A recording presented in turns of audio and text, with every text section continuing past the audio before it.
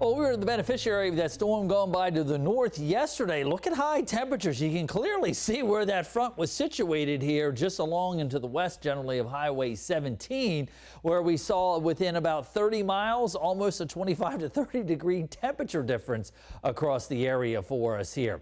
All that's now slidden off the coast here, and you can see those cold stratocumulus clouds offshore showing you which direction those winds are coming from.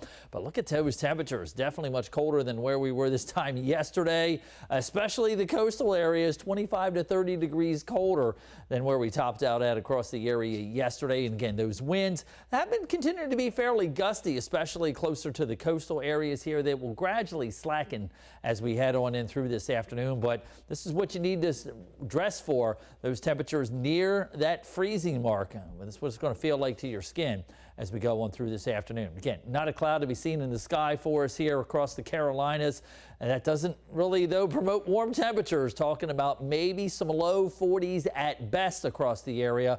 Those winds rather strong this early afternoon. They'll start to slacken overnight tonight, and I think we're going to see some calm winds across the inland spots here. I think we're going to see some teens showing up. The normally colder spots like Kenansville, Kinston, Greenville, Williamson, Windsor.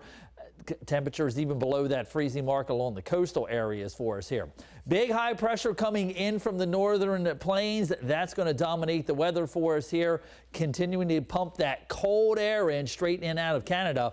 In fact, a little chunk of it kind of breaks off from the Hudson Bay, and that gives us a reinforcing shot of colder air as we do head on in through the day on Thursday, where we're going to be struggling to get to 40 degrees. Now, everybody's got the question, what's going on with the weekend system? You heard Ike Ajachi mention it there. Area of low pressure is going to be coming up out of the Gulf of Mexico, and it's going to be attacking this cold high pressure, but I'm still a little unsure how this is going to unfold. Yes, we will see moisture feed in here, but this high pressure may be retreating off the coast. And just like we saw yesterday morning, as the precipitation started, it was warm enough so we didn't have to worry about any wintry weather mix for us here. That's a scenario depending on how quickly this cold air gets brought in from the northern part of the Rockies and southern Canada yet again. So I'm putting the chance it may be early on, could be a wintry mix.